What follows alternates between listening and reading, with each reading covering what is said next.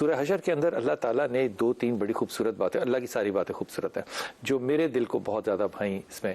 ایک تو اللہ نے کہا کہ سارے خوبصورت نام جو ہیں وہ اللہ کے ہیں. اب دیکھیے خوبصورت نام جو ہیں وہ اللہ کے ہیں، یقیناً اللہ کے ہیں. اس کا مطلب کہ ہر چیز جو اللہ کہتا ہے اس کا ایک اینٹی تھیسس بھی ہوتا ہے. نام ہمیشہ اچھے رکھنے چاہیے. وہ جو آپ گوگل کی لغت سے جا کے نام عجیب و غریب ساؤنڈ سنتے ہیں نا، اس کی ممانعت رسول پاک صلی اللہ علیہ وسلم نے بھی فرمائی، آپ نے بھی کہا کہ صحابہ کے نام پہ رکھو. پھر توحید کا ذکر ہے، اور پھر اس چیز کا ذکر کہ اللہ تعالیٰ اگر اپنا کلام جو ہے، مثال میں دے رہا ہوں چھوٹی سی، حضرت نبی نے کہا کہ اللہ تو مجھے اپنا جلوہ دکھا. پہاڑ کا نام تھا طور. اب وہ طور پہ گئے، نیچے اسحاق کھڑے تھے. اب جب اوپر چلے گئے اور کہا کہ اللہ نے کہا کہ نہیں ایسا نہیں کرو موسیٰ، یہ ٹھیک نہیں ہوگا، کر نہیں سکتے. انہوں نے کہا نہیں زندگی. وہ پہاڑ کے اوپر جب اللہ کا جلوہ آیا تو پہاڑ کے اوپر تو جو ہوا وہ ہوا، نبی اللہ جو تھے وہ خود بے ہوش ہو گئے. اب جو لوگ وہاں پہ طور کے پہاڑ پہ جاتے ہیں اور وہ دیکھیں جا کے، اس میں 2 چیزیں بڑی ہی واضح نظر آتی ہے. وہاں پہ لوگ طور کے پہاڑ سے جو لے کر سووینئرز آتے ہیں، وہ بنیادی طور پہ چھوٹے چھوٹے پتھر ہوتے ہیں، اور ہر پتھر کے اندر جو تجلی خداوند ہے وہ آپ کو نظر آئے گی، چاہے وہ چھوٹا سا ٹکڑا ہو چاہے بڑا ٹکڑا ہو. وہ تجلی کس طرح سے نظر آتی ہے کہ اس کے اندر ایک لکیر ہے، ایک لائن ہے بلیک کلر کی، جو کہ ایک سوکے ہوئے درخت کی طرح جو ہے وہ ایکسپینڈ کر رہی ہے. یہ ان یوزل ہے کسی پہاڑ کے پتھر کے اندر اس طرح کی ڈرائنگ ہونا، اور جو بھی وہاں سے پتھر اٹھا لیں ویسا ہی ہے. تو جب آپ طور پہ کھڑے ہوتے ہیں تو وہاں پہ ایک مسجد بھی ہے اور وہ جگہ بھی ہے جہاں پہ آپ بیٹھ کے نبی اللہ عبادت کرتے تھے، لیکن وہاں پہ ایک چرچ بھی ہے جہاں پہ کہ کرسچن جا کے جو ہے وہ بھی عبادت کرتے ہیں، اور وہ بہت بڑی جگہ نہیں ہے. اور وہاں پہ ایک سینیگال جو ہے یہودیوں کے لیے، وہ بھی جگہ بنی ہوئی ہے جہاں پہ کہ وہ عبادت کرتے ہیں. اگر آپ وہاں پہ کھڑے ہو کے اس بات کو یاد کریں کہ اللہ اپنی تجلی پہاڑ پہ کیسے پھینکتا ہے، تو پہاڑ یوں لگتے ہیں جیسے چبائی ہوئی چوئنگم جو ہے اس کو منہ سے نکال کے تو آپ رکھتے ہیں. اس طرح یعنی کہ پگھلے ہوئے پہاڑ نظر آتے ہیں. تو خدا کہتا ہے کہ اگر میں ایک کلام جو آپ سنتے ہیں اور آپ کے دل نرم نہیں ہوتے، ان للہ و انا الیہ راجعون، اگر پہاڑوں کے اوپر میں اتارتا تو پہاڑ جو ہے یہ پگھل جاتے اس کلام سے. تو سخاوت بھائی جو ہیں یہ تلاوت سن کے مجھے ابھی کچھ عرصہ پہلے کہہ رہے تھے کہ یہ کمال بات ہے کہ اللہ نے سارا قرآن جو ہے وہ رسول پاک پہ اتارا، اور ہم پڑھتے ہیں اور سنتے ہیں، ہم کیوں نہیں پگھلتے یا ہم پہ یہ کیوں نہیں آتا. تو آپ نے اس کا آرگومنٹ جو دیا تھا دیٹ واز کیونکہ یہ نبی کے حوالے سے ملا ہے ہمیں. چونکہ نبی کے حوالے سے ملا ہے تو یہ اس کے اندر ایک نرمی اس لیے بھی آئی ہے کہ یہ رحمت العالمین کی زبان سے سنا ہے ہم نے. اگر ہم نے اس کو ڈائریکٹ سنا ہوتا تو یقیناً ہم بھی کسی نبی اللہ کے ساتھ مقابلے پہ تو نہیں. جب نبی اللہ بےہوش ہو جاتے ہیں اور پہاڑ پگھل جاتے ہیں تو ہماری کیا حیثیت اور اوقات ہے. اس لیے جب یہ کلام سنیں تو ایک ضرور کام کیا کیجئے، تلاوت کرنا اور تلاوت سننا دونوں عبادت ہیں. لیکن میں بڑی ایمانداری سے یہ سوچتا ہوں کہ لوگوں کو قبلہ رخ ہو کے بیٹھنا چاہیے اور وضو کی حالت میں ہونا چاہیے. یہ تعظیم قرآن تو اپنی جگہ، یہ تلاوت کی تعظیم جو ہے نا، اس کو کہنے کی، کلام کو کہنے کی تعظیم جو ہے، یہ بھی ضرور اپنی برکات کے اندر شامل کیجیے. ہم پہلے کالر سے چلتے ہیں، لیکن ذہن میں رکھیے گا کہ آج کا دن جو ہوتا ہے وہ قصص الانبیاء کا بھی ہوتا ہے، اور وہ سیگمنٹ نمبر 2 میں انشاءاللہ اگلے سیگمنٹ میں میں ضرور آپ کے ساتھ حاضر کروں گا. آمنہ السلام علیکم بیٹا. وعلیکم السلام. جی میرا پتر. میں آمنہ بات کر رہی ہوں بلال بھائی. جی بیٹے. گجرانوالہ سے. جی جی. بہت ہی منتوں مرادوں کے بعد آپ سے بات ہو رہی ہے میری. یہ سمجھ سلامت رہیے بیٹا. میں آپ کو بتانا چاہ رہی کہ میرے ہسبینڈ ہے، ان کا نام ہے حسنین عباس. حسنین عباس. ٹھیک. ہاں، میری ایک بیٹی بھی ہے فاطمہ، اور وہ ملیشیا میں ہوتے ہیں. کہاں ہوتے ہیں؟ ملیشیا ہوتے ہیں. ملیشیا ہوتے ہیں. ٹھیک.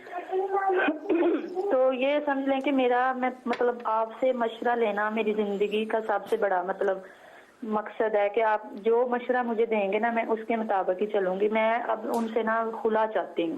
اچھا. کیونکہ ان کی ایک اور بھی وائف ہے پہلے سے. وہ کیا؟ ان کی ایک اور وائف ہے. اچھا. تو اس طرح ہمیں مطلب میری بیٹی کو مجھے بہت ہی انہوں نے نا ذلیل کر کے رکھا ہوا ہے. ذلیل کر کے سے مطلب آمنہ 4 سال ہو گیا میں اپنے بھائیوں کے گھر مطلب بیٹھی ہوئی ہوں، میکے میں بیٹھی ہوئی ہوں. اچھا. ادھر نہیں رہنے دیتے نا. تو میرے ہسبینڈ بھی خرچہ بھیجتے ہیں تمہیں؟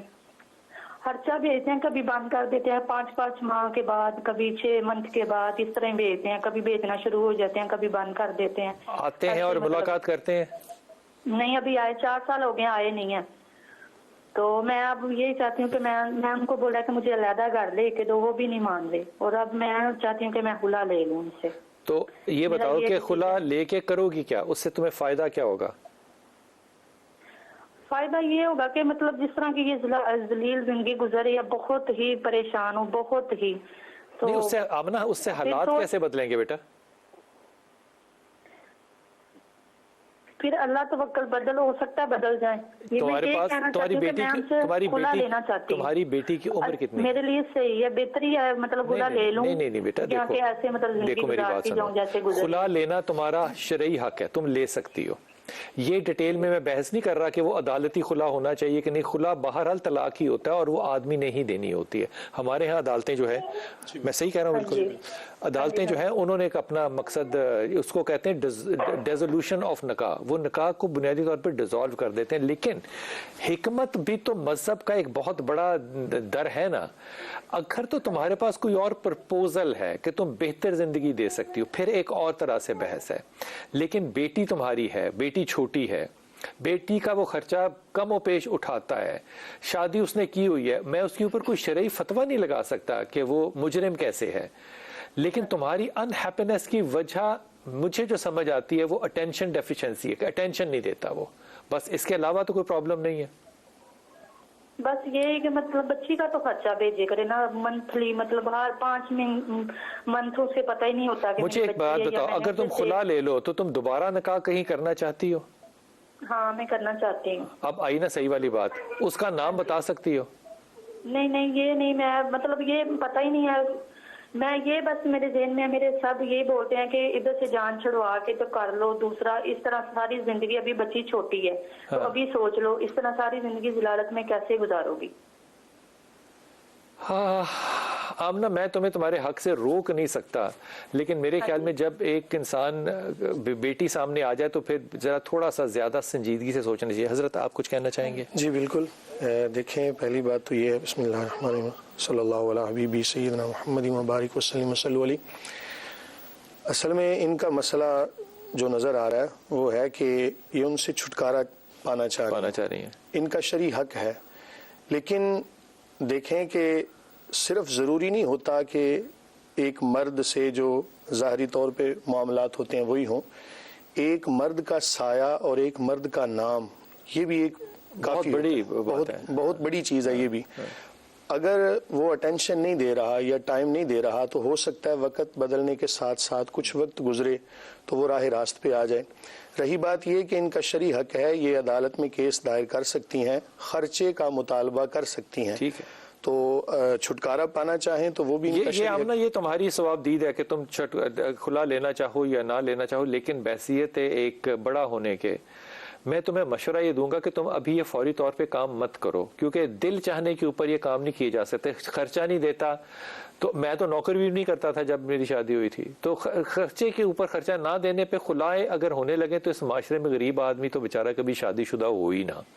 دوسری بات یہ ہے کہ اگر وہ خرچہ بھیج دیتا ہے اور اکٹھا بھیج دیتا ہے تو میرے خیال میں یہ بچی کے لیے ایک صحت مند بات ہے کہ اس کا باپ ہے، ہو سکتا ہے آئندہ ایک اور بچہ بھی ہو، لیکن تم اگر ایک اور شادی کرتی ہو تو تمہارے لیے ہو سکتا ہے وہ نفع کی بات ہو، لیکن بیٹی کے لیے وہ کسی صورت نفع کی بات نہیں ہوگی، کیونکہ اس کے آئیڈینٹی کے اوپر ایک بہت بڑا کوشچن مارک لگے گا۔ پیاری بیٹی، بڑی ایمانداری سے کہہ رہا ہوں، تم نے 2 چیزیں کرنی ہیں اور اگلے 3 مہینے جو ہے نا وہ اس فیصلے کو سسپینڈ کر دینا۔ 3 مہینے بعد تم نے پھر فون کر کے بتانا ہے، پھر اس کے اوپر ڈیسیژن کرنا، اور اپنے ماں باپ سے بھی۔